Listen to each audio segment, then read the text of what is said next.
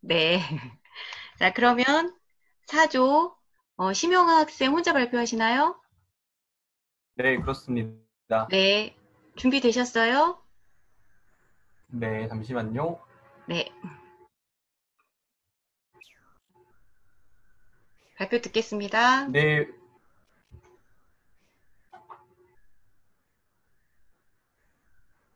네, 안녕하세요. 발표학 토론 4조 김가은, 김민준, 백미정, 신명화, 오장선, 정현우입니다. 네, 여러분 얼마 전 있던 투표 다들 하셨는지 모르겠습니다. 21대 총선으로서 앞으로 4년간 일할 국회의원분들을 뽑는 투표였는데요. 이번 선거가 지난 선거들과는 조금 다른 면이 있었습니다. 혹시 그게 무엇인지 아시는 분 계실까요? 어, 네, 그쵸. 코로나19 때문에 비닐 장갑을 꼈다. 네, 맞습니다. 그것도 맞고요. 네, 그렇죠. 사전투표율이 매우 높았다도 맞습니다. 아, 뭐라고요? 네, 그렇죠. 그것들도 네이버 다음에서 실시간 검색을 제공하지 않았죠. 네, 그렇습니다. 이것들도 맞지만 이번 선거에서 그 이전 선거와 가장 큰 차이점은 바로 네, 그렇죠. 준연동형 비례대표제라는 선거제도가 최초로 도입되었다는 점일 겁니다. 이 준연동형 비례대표제는 이번 투표에서 최초로 도입되어서 굉장히 크게 영향을 미친 선거제도인데요. 하지만 이렇게 굉장히 중요한 중요성과 달리 KBS의 설문조사에 따르면 이 연동형 비례대표제가 무엇인지조차 제대로 모르는 분들이 약 70% 정도라고 합니다. 사실 이거는 우리 서강대학교 학생 여러분들도 마찬가지일 텐데요. 우리 일상에서 굉장하게 중요한 선거, 그리고 이 선거에 굉장히 큰 영향을 주는 준연동형 비례대표제, 이렇게 중요한 제도를 우리 서강대학교 학생분들이 모르시면 안 되겠죠? 그래서 저희 사조는 이번 시간을 통해 대학생들을 위한 준연동형 비례대표제 알아보기라는 주제로 발표를 진행해 볼까 합니다. 네, 목차입니다.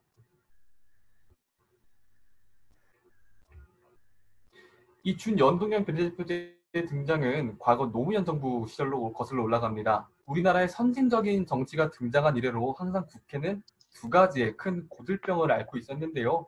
첫 번째는 바로 당선자를 뽑지 않은 표는 바로 죽은 표가 되어버린다는 점. 그리고 두 번째는 거대 양당이 국회를 독식해서 사실상 양당제에 가까운 모습을 보여준다는 것입니다. 이때 당시 대통령이었던 노무현 전 대통령이 해당 문제를 해결하기 위한 방안으로 취임하고 첫 국회 시정연설에서 독일식 연동형 비례대표제라는 것을 언급하시면서 도입을 주장하게 됩니다. 자, 그렇다면 이 연동형 비례대표제란 무엇인가에 대해서 궁금하실 텐데요. 쉽게 말해서 국민의 지지율에 따라서 국회의원의 의석을 정하겠다라는 제도입니다. 아직 감이 잘 안 오시죠? 네, 극단적인 예를 들어보겠습니다. 기존에 있는 선거제도는 각각의 지역구에서 국회의원들을 선출해서 국회로 보내는 이제 방식이잖아요. 그래서 예를 들자면 대한민국에 있는 모든 300개 지역구에서 보수정당이 51%, 진보정당이 47%를 득표한다면 어떻게 될까요? 네, 전체가 아닙니다. 모든 지역구에서 51대 49, 마포에서도 51대 49, 강남에서도 51대 49, 종로에서도. 네, 사실 총 지지율을 보면 당연히 근소한 차이죠. 전 국민의 51%는 보수를 찍은 거고요. 49%는 진보를 찍은 셈인데요. 실제로 뽑히는 의원의 비율은 그렇지 않습니다. 네, 충격적이게도 300석 모두를 보수가 가져가게 됩니다. 이쯤 되니까 뭔가 조금 이상하죠? 자, 그러면 연동형 비례대표제가 이제 진가가 나옵니다. 연동형 비례대표제는 국민들의 지지율에 따라서 국회의원 수를 정하는 방식이라 그랬죠. 그래서 이렇게 51대 49가 나오면 이 지역구에서 보내는 게 아니라 이 당에서 이렇게 보내는 겁니다. 그래서 153석, 각각 147석을 가져가게 됩니다. 네, 이해되시죠? 이게 가장 큰 맹점입니다. 즉, 국민의 지지율이 국회의원 선거에 정확하게 반영되자는 취지이자 1등만 기억하는 세상이 아닌 2등, 3등도 기억하는 아름다운 세상이 되자는 취지입니다. 네.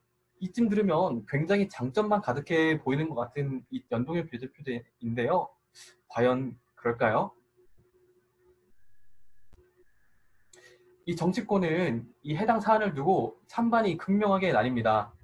이 찬성 측에서는 득표수와 의석 비율의 비례성을 높여서 이 사표, 즉 죽은 표를 발생을 막을 수 있다는 의견이 나오고요. 그리고 거대 양당의 독식을 방지하고요. 다양한 소수 정당이 등장함으로써 대화와 합의를 위한 선진 정치를 구현할 수 있다는 점을 내세웠습니다. 자, 하지만 이 반대측도 굉장히 만만치 않았죠. 이 연동형 비례대표제란 결국은 국민의 지지에 따라서 이 국회의원을 선출하는 거, 그건 알겠는데, 참 그 사람을 누가 정할 것인가, 즉 우선순위를 누가 매길 것인가에 대한 문제가 제기됩니다. 다시 말하자면 이 국민이 정할 수 있는 건 당밖에 없는 거죠. 이 당 내부에서도 지지율에 따라서 선출될 순번을 정해야 되는데 이 경우 국민이 원하는 사람이 아니라 당이 원하는 사람이 국회의원이 된다는 문제가 지적이 됩니다. 그러니까 정확히 말하자면 당대표가 원하는 사람이 국회의원이 되는 거죠.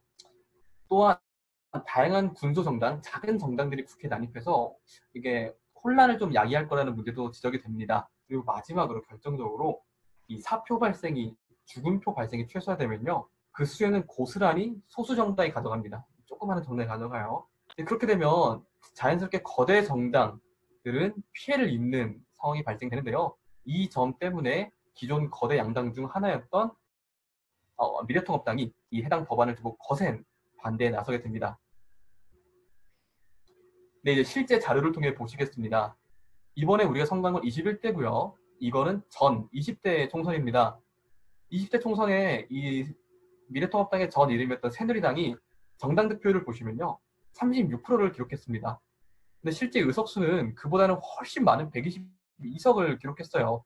그 이유는 앞에서 언급한 바와 같이 지역구에서 주로 승리를 하기 때문에 그 의원들이 국회에 들어오기 때문에 그런 방식 덕분이었는데요. 자, 이거 보시고 넘어갑니다.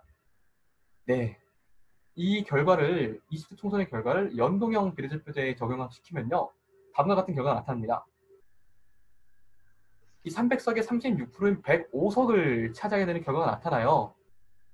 이 전과 비교하면 17석이나 감소하게 되는데요. 이처럼 다른 정당들의 결과 또한 보시면 아시다시피 이 연동형 비례대표제는 기존에 좀 이렇게 거대한 정당한테는 불리하게 작용되고요. 소수 정당인 국민의당, 정의당 같은 경우에는 유리하게 작용된다는 것을 알 수 있습니다. 자, 그렇죠. 그래서 국회는 이 선진화법을 두고 극심한 진통을 겪게 됩니다. 몸싸움, 빠루, 이 뉴스 많이 보셨죠? 이게 꼭, 뭐 다양한 이유가 있었겠지만 가장 핵심은 이 연동형 비례대표제 때문에 생긴 일입니다. 그 중요하다는 뜻이겠죠. 네, 아무튼요. 결국 국회는 극심한 진통을 겪습니다. 그러다가 정당 득표율을 국회의원 선출에 100% 적용하는 연동형 비례대표제 대신에 이 47석 중에 17석은 기존 방식대로 이 30석만 50% 연동형 비례대표 방식을 적용하는 준연동형 비례대표제를 도입하기로 합의합니다. 자, 어려우시죠? 갑자기 이게 뭔 소린가 싶으실 겁니다. 이거 좀 어렵습니다. 잘 따라오셔야 돼요. 자, 이것은 우리 대한민국이 지금까지 취하고 있던 선거 방식, 그리고 국회의원의 수를 무한정 늘릴 수 없다는 점 때문에 생기는 어려움인데요. 자, 들어갑니다. 제가 아까 극단적인 두 가지 방식을 예로 들었죠. 첫 번째는 뭐였죠? 1등만, 지역구에서 1등한 사람이 국회로 진입하는 방식. 두 번째는 그 지지율에 따라서 국회로 진입하는 방식. 그렇게 두 가지 알려드렸는데요. 사실 우리 국회는 이미 그 두 가지 방식을 모두 채택해서 활용하고 있었어요. 즉 국회의원 300석 중에서 253석은 지역구에 선출해서 1등만 들어가는 거고요. 나머지 47석은 비례대표라는 이름으로 선출하고 있습니다. 그럼 뭔가 이상하죠? 이 47석 비례대표는 기존에도 정당 지지를 통해서 배분하고 있었는데 뭔가 의아합니다. 왜 공평한 거 아닌가? 그게 그거 아닌가? 이런 의아함이 생겨요. 자, 근데 우리는 여기서 지역구에서 탈락해서 사표가 된, 죽음표가 된 유권자들의 표를 생각해야 됩니다. 자, 다시 극단적인 예를 들어볼게요. 다시 시뮬레이션 하겠습니다. 다시 51대 49 예를 들어보겠습니다. 전 국민이 지역구에서 51대 보수, 41 진보를 뽑는다면 당연히 아까도 마찬가지 지역구에서 다 뽑히겠죠, 보수가. 그럼 253석입니다.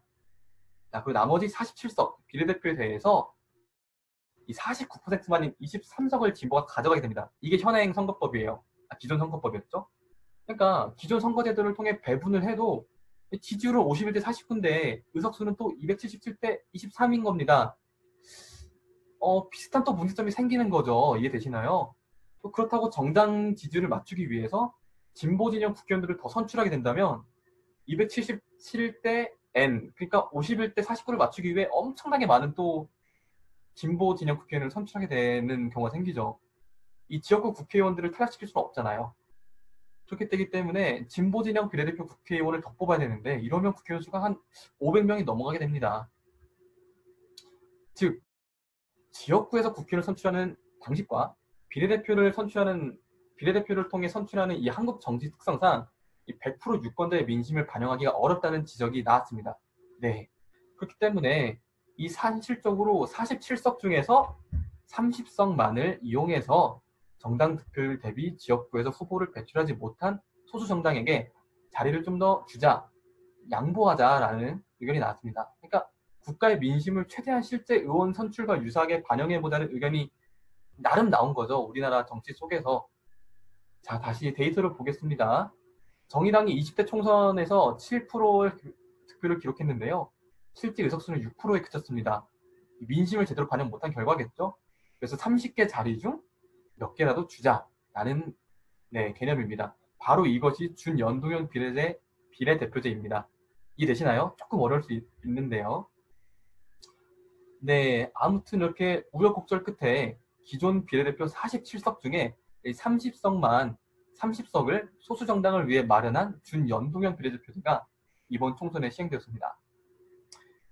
소수정당의 목소리를 키우고 국민의 지지율대로 국회의원을 선출하자는 그 취지가 과연 고스란히 받아들여졌을까요? 아쉽게도 그러지 못했습니다. 네, 거대 양당 중 하나였던 미래통합당이 다양한 이유를 들면서 이 정책을 반대했고요. 결국 비례대표용 위성정당인 미래한국당을 창당하게 됩니다. 이 정당 지지율 대비 지역구 국회의원 선출자가 적으면 이를 비례대표를 통해 메꿔준다는 이 기본 원리를 악용하는 셈이지요. 이를 지켜보던 민주당은 가만히 있을 수 없었겠죠. 결국 민주당도 한국당의 독주를 막는다는 명분하에 똑같은 위성정당을 탄생시켰고요. 덕분에 준연동형 비례대표제는 무력화되고 말았습니다. 네, 그렇게 해서 이번 21대 총선 결과입니다. 왼쪽 표를 보시면요. 이 빨간색과 파란색 거의 두 거대 양당이 차지하는 비율이 상당하죠. 네, 정확히 말씀드리자면 94.3%입니다. 네, 소수 정당의 국회 진입을 장려하고 국민의 지지율대로 이 의원들을 국회로 보내자는 이 준연동형 비례대표제가 도입이 되었지만 결국 두 거대 양당이 위성정당을 만드는 꼼수 덕에 아쉽게도 결과가 이렇게 나왔습니다. 실제로 오른쪽 표를 보시면요. 민주당과 통합당의 지지율은 70%가 안 되는 수준이지만 의원 수는 94.3%. 네, 98년 민주화 이후 가장 높은 수치를 기록하는 어처구니 없는 현상이 발생하게 됩니다. 네, 이렇게 결과적으로 연동형 비례대표제는 준연동형 비례대표제로 살짝 바뀌어서 21대 총선에 적용되었지만 본래 취지였던 공정한 의석 배분, 사표의 방지 등은 전혀 실현되지 못했습니다. 오히려 더 악화되었죠. 그래서 21대 총선 종료와 함께 실패한 정책으로 평가되면서 이렇게 정책이 끝이 맺게 됩니다. 네, 지금까지 최근에 가장 큰 이슈였던 선거법 개정, 준연동형 비례대표제를 설명하고 실제로 21대 총선에 대해서 어떻게 구현했는지 짚어드렸는데요. 어떠신가요? 이제 좀 이해가 되실까요? 네, 조금 어려운 주제였을 수 있는데요. 저희 사조는 이 유권자로서 정치 그리고 선거 방식에 대해서 공부하고 관심을 가지는 것은 우리 한 국민으로서 당연한 의무이자 권리라고 생각했습니다. 이에 대해서 무지한다는 것은 자신의 권리를 무지하게 행사했다는 것일 수 있겠죠.